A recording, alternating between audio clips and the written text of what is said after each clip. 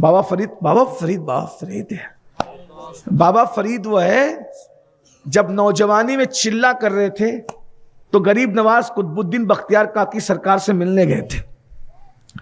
تو سب مرید ملنے آئے غریب نواز کے کہ دادا پیر آئے دادا پیر آئے، بابا فرید ملنے نہیں ہے. تو سرکار غریب نواز نے کہا کہ وہ مسعود کدھر ہے؟ ان کا اصل نام مسعود ہے، مسعود کدھر ہے؟ فرید ان کا نام نہیں ہے، یہ لقب غریب نواز نے عطا کیا. کہا مسعود کدھر ہے؟ تو کہا حضرت وہ تو چلے میں بیٹھا ہوا ہے، ریاضت اور مجاہدے کر رہا ہے. تو کہا کہ وہ نہیں ملے گا؟ تو کہا ابھی بلاتا ہوں. کہا نہیں، اس کو نہیں بلانا، ہم خود جائیں گے وہاں. دیکھ رہے یہ بابا، میرے بابا صاحب، بڑے عظیم بابا، اللہ اکبر. بابا فرید ہے. میں کیا عرض کروں، سب سنابل میں جو لکھا ہے بابا فرید کے لیے کہوں تو آپ اٹھ کے بھاگ جائیں، لیکن پڑھنا ہے تو وہاں جا کے پڑھ لے بابا فرید کیا ہے. بہت ساری باتیں لوگ ہضم نہیں کر پاتے تو ہم بول بھی نہیں پاتے. یہ دستور زباں بندی ایک ایسا تیری محفل میں، یہاں تو بات کرنے کو ترستی ہے زبان. بہرحال جتنا ہضم کر سکتے اتنا ہی کہہ رہا ہوں. تو غریب نواز خود چل کر گئے. بابا صاحب بھوک اور پیاس اور ریاضت اور مجاہدے سے اتنا نڈھال تھے کہ کھڑے ہونے کی طاقت نہیں تھی.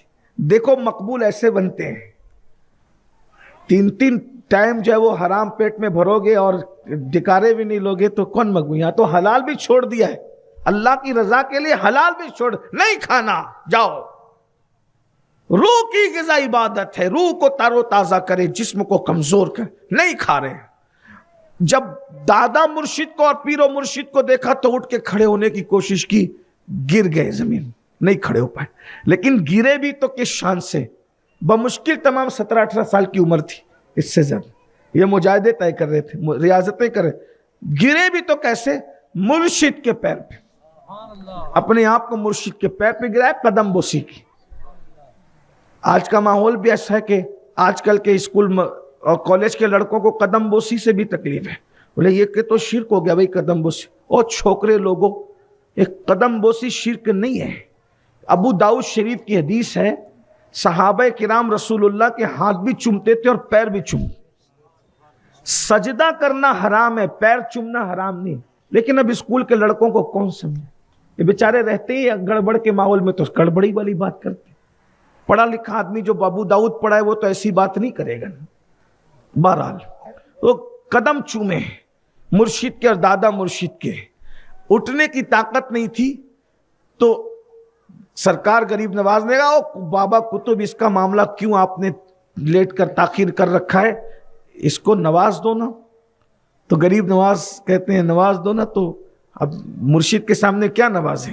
کہا سرکار آپ ہی کرم کر دیں. تو ایک بازو پکڑ کے غریب نواز نے اٹھایا اور دوسرا بازو پکڑ کے بابا قطب الدین بختیار کاکی نے اٹھایا. دونوں پکڑ کے اٹھا رہے تھے اور ولایت کی منزل پر پہنچا رہے. سرکار فرید پاک فرماتے ہیں نفلی عبادتوں سے وہ مقام نہ ملا جو دونوں نے بازو پکڑ کے اٹھایا تو اس مقام پر پہنچا. سینکڑوں سال کی محنتیں وہاں نہیں پہنچا سکتی تھی جو مرشد کی نظر اور دعا نے پہنچا. بابا صاحب بہت خوبصورت تھے. بابا سرکار فاروق اعظم کی اولاد میں سے. سرکار فرید ملت والدین ہمارے بابا سرکار بابا فرید کی بارگاہ میں ایک عورت آئی، اور وہ عورت آئی آنے کے بعد کہنے لگی سرکار میری بیٹی کی شادی ہے اور ابھی تک انتظام نہیں ہوا، تو کچھ انتظام کر دیجیے. بابا فرید رحمت اللہ علیہ نے فرمایا کہ وہ مٹی کا ڈھیلا اٹھا کے لائی. ادھر وہ مٹی کا ڈھیلا اٹھا کے لائی، آپ نے سورہ فاتحہ پڑھی، دم کر دیا اور کہا کہ مٹھی بن کر اور گھر جا کے کھولنا. اس نے جیسی گھر جا کے کھولا تو وہ مٹی کا ڈھیلا سونا بن گیا تھا. آج کل کے چھوکرے اس کا مذاق اڑاتے ہیں کہ یہ کیسے ہو سکتا ہے. میں نے کہا جس دن فرید سامنے آئے گا اس دن سب ہو سکتا ہے. آج تمہارے درمیان فرید نہیں ہے نا، اس لیے تم کو یہ اچھمبا لگ رہا ہے. بابا فرید سرکار نے سورہ فاتحہ پڑھی اور دم کیا، اور دم کرنے کے بعد اس کو کہا گھر جا کے کھولنا. اس بوڑھی عورت نے کھولا. انسان تو لالچی ہوتا ہے. اس نے دیکھا کہ سونا. اب وہ اتنا سا ڈھیلا جو تھا وہ سورہ فاتحہ، اچھا بابا نے زور سے پڑھا، سورہ فاتحہ زور سے پڑھی، وہ سونا بن گئی، مٹی کا ڈھیلا سونا بن گیا. بڑھیا کو آئی لالچ، انسان لالچی ہوتا ہے. پہلے تو پورا گھر بھر لیا مٹی کے ڈھیلوں سے، اور جب مٹی کے ڈھیلوں سے گھر بھر لیا تو کہا بابا صاحب نے تو ایک ہی بار فاتحہ پڑھی اور یہ پوری رات پڑھ پڑھ کے پھونکتی رہی، مٹی مٹی رہی۔ آئی کہا حضرت یہ کیا بات ہوئی، آپ نے بھی سورہ فاتحہ پڑھی، میں نے ہی پڑھی، آپ نے تو ایک ہی بار پڑھی، میں نے تو پوری رات پڑھی، لیکن آپ کی پھونک سے مٹی سونا ہوگی، میری پھونک سے نہیں ہوئی۔ بابا صاحب نے بہت پیاری بات میں، بیٹا قرآن تو وہی ہے، اس کا اثر بھی وہی ہے، اس کی تاثیر بھی وہی ہے، اس کا ثواب بھی وہی ہے، لیکن فرید جیسی زبان تو لا، فرید جیسی زبان لا بیٹا۔ اس کے بعد فاتحہ پڑھ، پھر دیکھ فرید کی زبان کیا تھی، کیا گوشت کی نہیں تھی؟ وہی گوشت کی زبان، وہی اتنی جتنی سب کی ہوتی ہے۔ پھر وہ زبان کیا تھی؟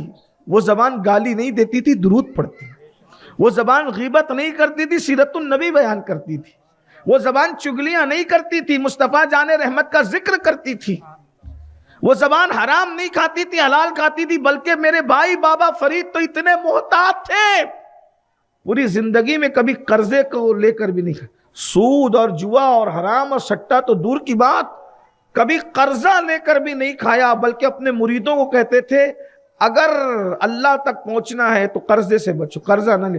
محبوب الہی نظام الدین اولیاء کو مرید یہ شرط پہ کیا کہ تم پوری زندگی کسی سے قرضہ نہیں مانگو گے۔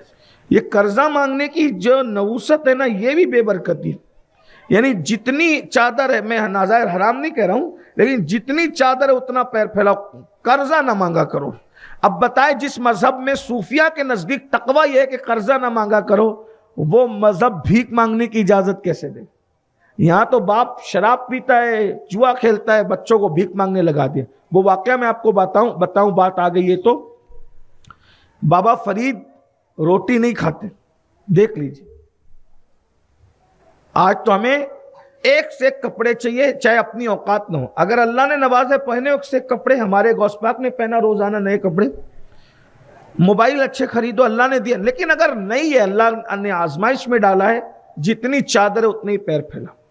موبائل سے، کپڑوں سے، جھوٹی شان بتانے سے عزت نہیں ملتی، عزت اللہ سے ڈرنے کی وجہ سے ملتی، رسول اللہ کی وفاداری کی وجہ سے عزت ملتی ہے۔ تو بابا صاحب روٹی نہیں کھاتے تھے کیونکہ ان کے یہاں روٹی کا انتظام نہیں تھا۔ بابا صاحب نے اپنی زندگی کا اکثر حصہ گولر پہ گزارا۔ گولر سمجھتے ہیں تو سبھی مالیگاؤں کی زبان میں گولر کہہ رہا ہوں، تھوڑا سا پڑھے لکھے بیٹھے ہوئے دائیں بائیں، ورنہ اگر نیچے بیٹھتا تو کہتا گلر، اب سمجھ میں آئے گا۔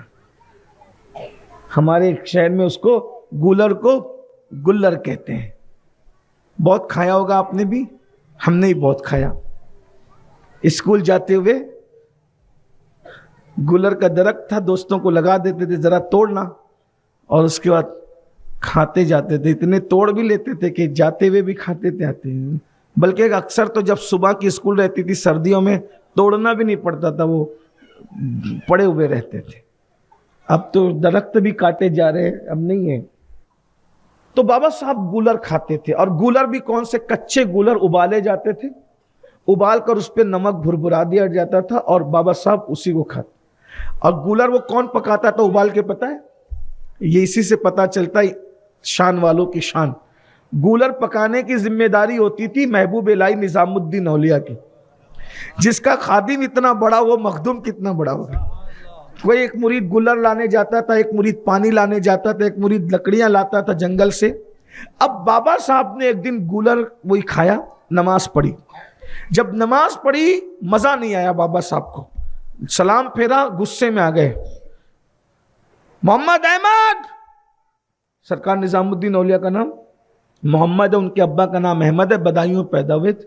کہا محمد احمد، جی بابا صاحب سرکار حکم۔ کھانا کس نے بنایا؟ میں نے بنایا۔ کیا غلطی کی تم نے؟ حضور ہو کیا گیا؟ آج نماز میں مزہ نہیں آیا۔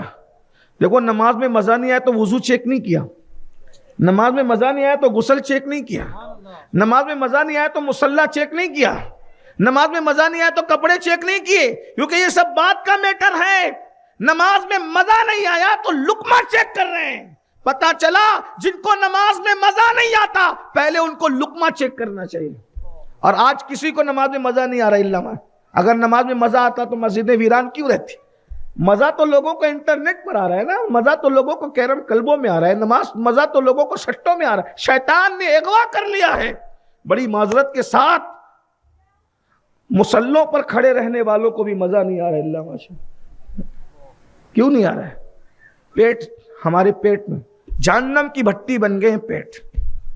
حرام حرام حرام سب، اللہ ماشاء اللہ حرام کھا رہے، اللہ ماشاء اللہ. چند بچے ہیں جو حلال کھاتے ہیں، حرام ہی حرام. بابا صاحب نے محبوب الہی سرکار سے فرمایا محمد احمد نماز میں مزہ نہیں آیا. اس کا مطلب نماز میں مزہ بھی آتا ہے. جس دن میری قوم کو نماز کا مزہ پتہ چل جائے گا اس دن میری قوم کے مقرر کو نماز کے عنوان پہ تقریر کرنے کی ضرورت نہیں پڑے گی. اس کی وجہ یہ ہے کسی بھی لذیذ سے لذیذ ڈش کے اندر وہ مزہ نہیں آیا جو اللہ کی عبادت میں مزہ آتا ہے. لیکن بس ایک مرتبہ نماز کی لذت کسی کو نصیب ہو جائے، دعا کرو وہ سجدہ مل جائے جو لذیذ سجدہ ہو، جو لذت والا سجدہ ہو، لیکن وہ حلال کے بغیر کبھی نہیں آ سکتا.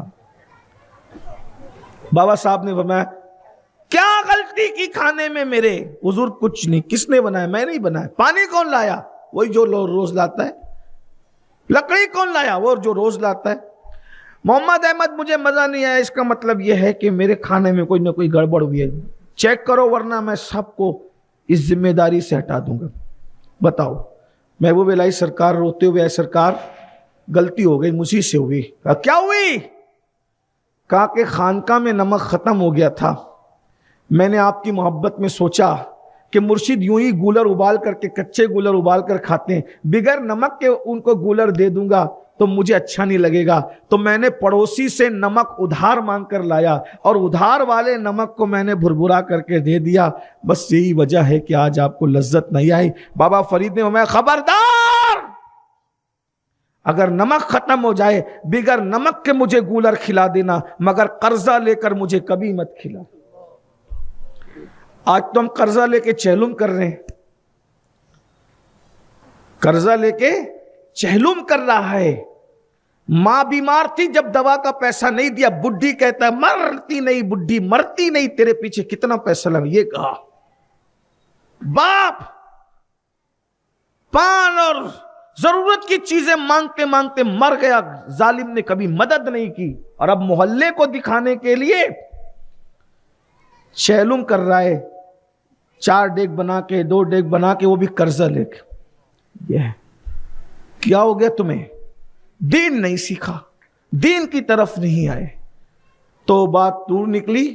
میں آپ سے عرض کر رہا تھا پیٹ کو حلال رکھو، پیٹ میں حلال رکھو، زبان کو گناہ سے بچاؤ. ایک سورہ فاتحہ ہے.